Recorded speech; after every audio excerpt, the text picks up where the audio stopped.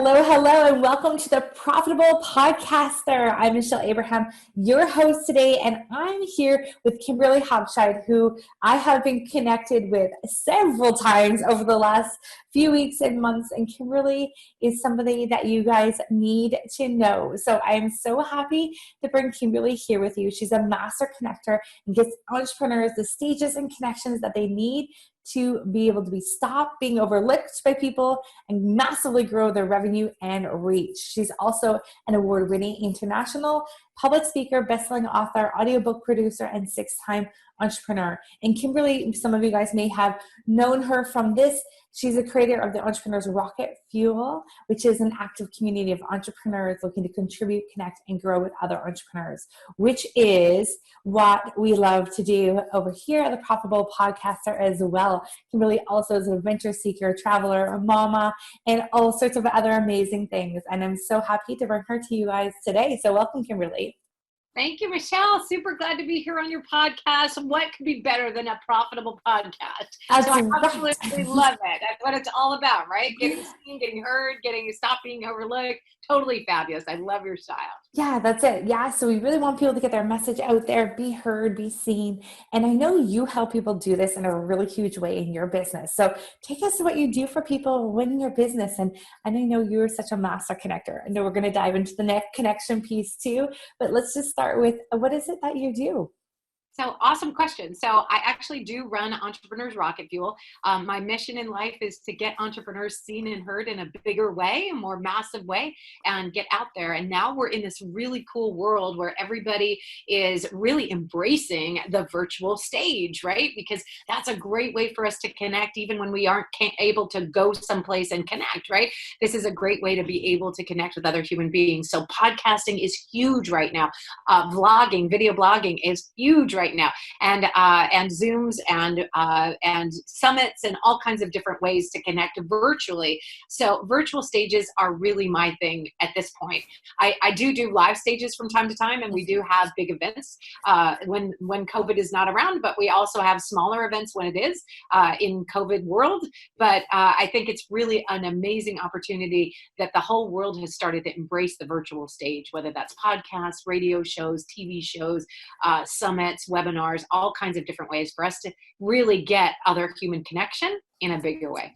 I love it. I was just on a call a few minutes before this where we were doing a Zoom call, and someone mentioned that they were getting Zoom butt. And I was like, oh my goodness, that's really funny. That's starting to become a thing these days.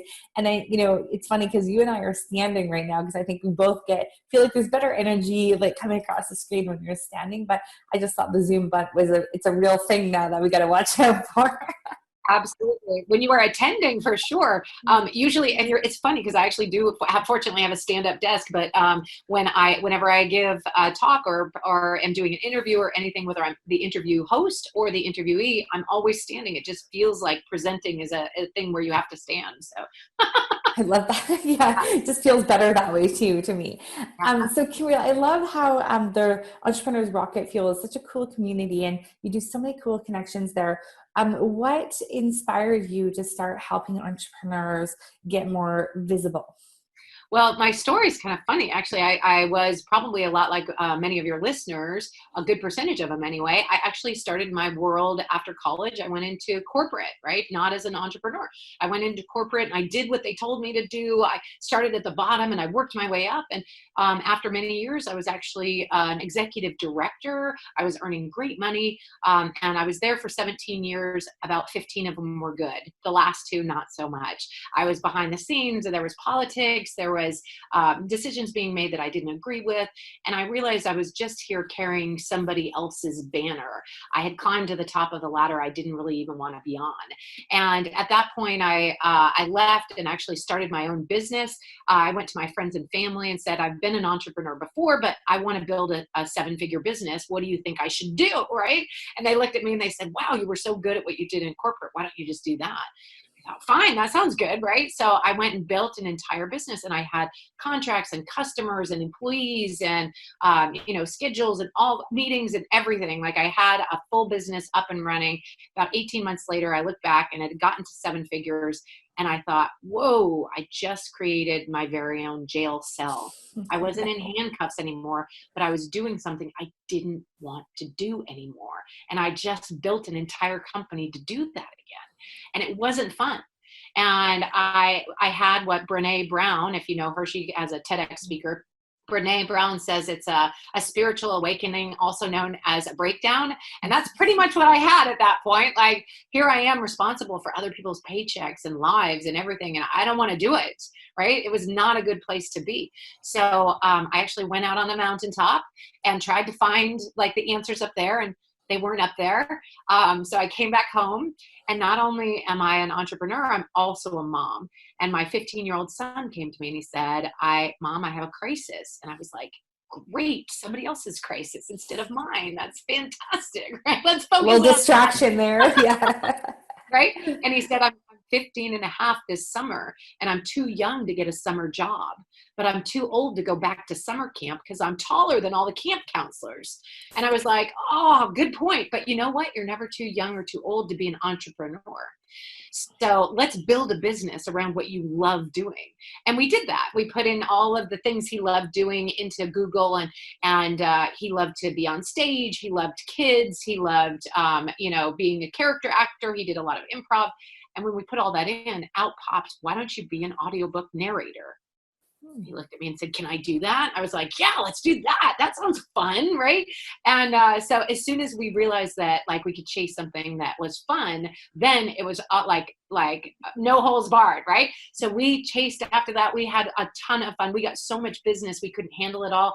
I started narrating audiobooks along with him. We had more business than the two of us could handle. So we started teaching other people to be audiobook narrators, and we taught a class on that, and it just grew and grew. And it was this explosive, really, really fun project, right? And I realized at that moment, like, it has to be fun. Like, it has to be about the fun. And the very idea that I can help an entrepreneur really have fun and get seen and heard and grow their business and get large in a big, fun way, I knew that that's all I wanted to do from that point on. So my son actually sort of saved me in all of this. I love And that. I just have fun. I help getting people on stage. I help get them seen and heard. And I absolutely love what I do. That's so cool. And it's cool because you had this like pattern that kept happening when you grew these huge businesses, and like, wow, now it's like all about the fun. And, I kind of feel like, we're kindred spirits. We have so many things in common about being connectors and like doing only things that are fun. Like, I never feel like I'm going to work. It's fun. Right. And so for getting those entrepreneurs on stages and things, what has been your strategies for doing that? And how did you start, building that reputation and start connecting people? Great question. So I actually just had a natural, it sort of flowed out of natural stuff. I just know a lot of people in the industry and a lot of people in the business. I'm very, you wouldn't guess, outgoing, right? I'm an extrovert, and I love meeting new people and finding out more about who they are and what they do. And as soon as I do that, they'll say, oh, I'm Michelle, and I have this podcast that is amazing about, being a profitable podcaster. And I'll be like, awesome. I know like 5 people who should be your guests. And I know like 5 people that I can connect you with that can help you grow your business. Right. Mm-hmm. And that's, for me, it was just a natural next step, is to be able to figure out how to make that into a business that helps people get seen and heard in a bigger way. I love that. So, and it's so fun, right? Connecting people Yeah. and helping other people. And you get paid for that in a great way. Can you talk about the business model a little bit? Like, how is it that you get compensated for that? And for those that are looking at ways of doing this in their business? Absolutely. So you could definitely, normal people, not me, but normal people actually have a product or service that they sell from stage, right? So they meet other people. They're like, awesome, I'd like to talk to you on your program, and I'd like to tell your people about my stuff, right? And then you build relationships with podcasters. You build relationship with stage hosts. You build relationships who have communities of other people that you can present to. That's the fastest way to get seen and heard in a big way. I actually don't have a product or service that I sell. All I do is connect people. But and not many people really even ask that question, like, how do you get paid, Kimberly? But the way that I get paid is when I make a connection. Let's say, for example, I say, Michelle, if you have a book yet on Amazon?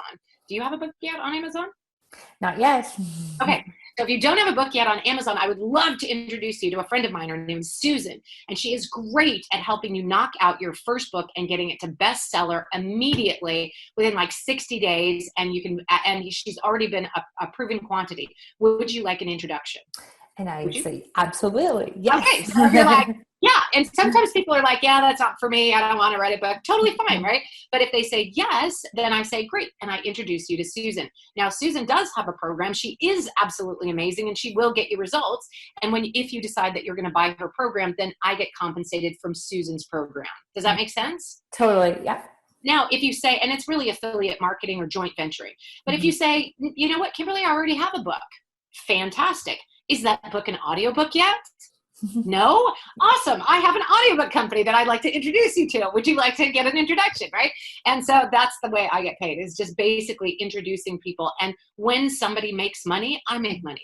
And that's awesome, right? That's a great opportunity for you to get introduced to somebody else. Now, if you buy Susan's front-end program, maybe it's a $500 program, maybe it's a $200 program, and you buy her program, then Susan might upsell you into something else completely different, or she might introduce you to somebody else and then they make money. So it's really a spiritual win for the whole universe, right? I get people connected with other people, and if they buy products or services that they want to buy, and I don't do a lot of sales jobs on that, I just introduce. And if they find that they want to buy that, then I would get compensated on the back end of that. That's a really good question. Yeah, I know. I love it. And I don't think a lot of people realize that there's a compensation level to connecting people. So many people are there connected, which is great. I mean, I connect people for interviews on podcasters and stuff like that. But it's not my business model. So I think that's a really interesting business model. What would you say, Kimberly, would be a good thing for podcasters? If you're host of a show, if you're thinking about getting one started, how can we leverage this for podcasting? Yeah, great question. So there's a lot of ways that you can that you can get seen and heard in a bigger way. Podcasts are a great stage where you can invite people to come on and speak. One of the favorite things of pretty much every entrepreneur is, I need to get seen and heard in a bigger way. If they're not, then they need to come see me and we're going to have a conversation. But if they are, then they're going to be looking for stages. You, as a podcast host, have a stage to trade, right? You can give them an opportunity to speak to your following, your audience, your people, and give value. And at the same time, then if you have them on your show and they talk about a program or a product or a service that is of value to your people, you can affiliate that. But there's many ways you can monetize. You could charge for your speakers. If you have enough of a following, you could charge your speakers to come on. You could do affiliate relationship with them if they sell a product or service, that you can get compensated that way.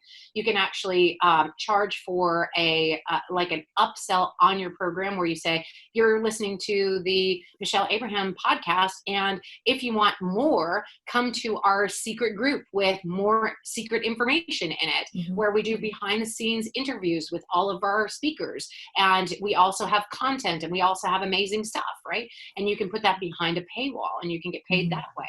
You can get paid for a VIP upsell to say, okay, well, this is for podcasters, this is our podcast, but if you're a VIP, you can actually get on the show yourself as a Q&A person, right? So we allow all of our VIPs to come on the show live with us and do a Q&A. If you have a radio show, usually that works better than a podcast. But there's a lot of different ways. Live, yeah. Yeah, there's tons of different ways that you can monetize. And in fact, you can actually monetize in a very creative way. One of my friends said, you should launch a podcast for authors. And I was like, yeah, but authors, like, I should launch a podcast that the show is about like how to do stuff as an author. And they said, no, you should launch a podcast where you can bring guests on that are authors. And then when they come onto your show and talk about their book to the listening public or the reading public, then you can interview them on the side and say, hey, do you have an audiobook yet? And if you don't, I'd love to work with you. Well, you've already given them a stage. You've already given them a platform to talk about their book, right? So then you can actually upsell your guest into something that you provide. So podcasts are an incredible medium for profitability. And there are so many that have PodFade that do like 3 shows and then they're out, right? And they're like, that was fun, but I'm over it, right? But to be able to spin forward on that is really phenomenal. The last one I will talk about is that you can actually monetize by building relationship. Mm. And that's a little bit harder because it's many steps away. But when you give somebody a stage, like you just gave me a stage. That's I got a chance to do that. But that builds our relationship, Absolutely. right? Down the road, I might be like, oh my gosh, Michelle, you have to be on my web summit, which I will do. You are phenomenal. And you have to come talk about the value of doing profitable podcasts.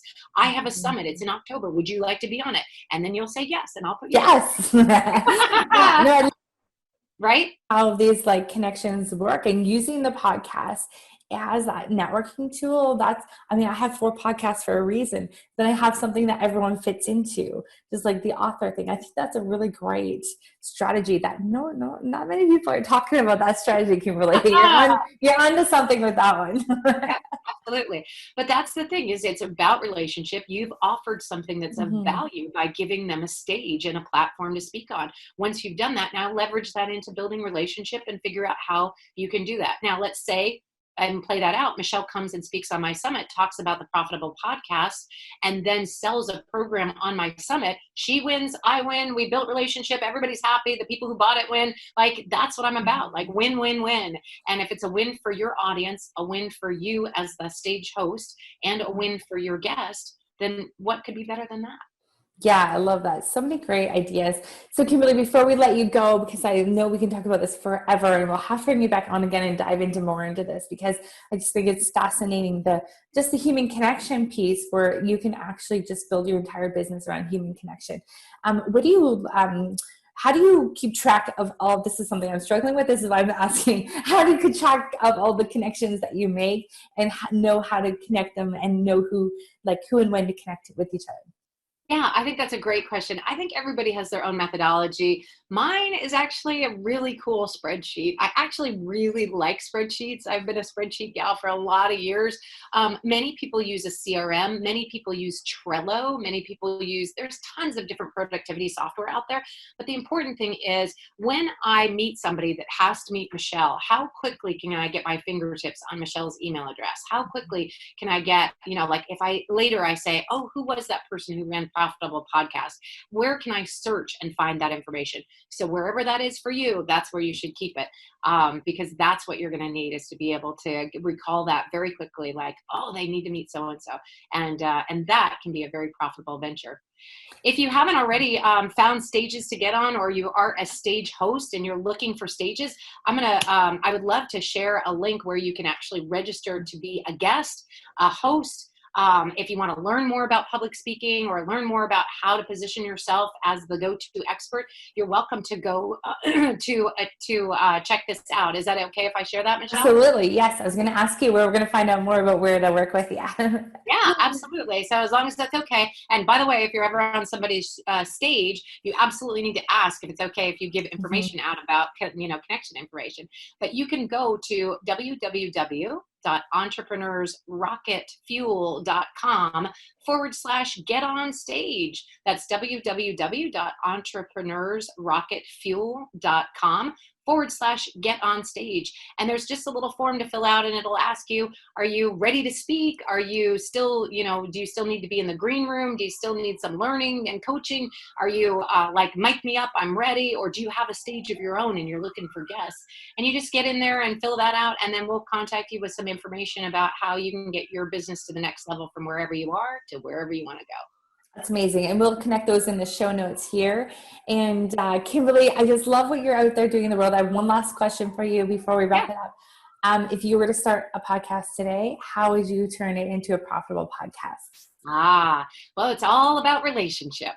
So if I were to start a podcast today, I would target an audience that is going to attract to me the right kinds of people to my world so that I can serve them in the best possible way. I also love the idea of creating a podcast so that you can become a go-to expert.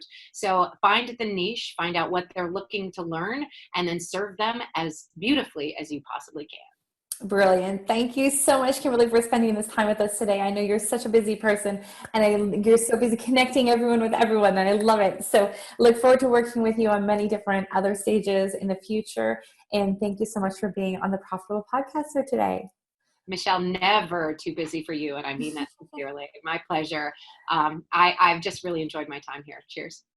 Absolutely. Take care, guys. Okay. And all of you listening out there, make sure you go to the entrepreneurrocketfuel.com/get on stage and check out Kimberly. She is just a wealth of information. So make sure you connect with her. And for now, guys, get out there and start podcasting. Talk to you soon.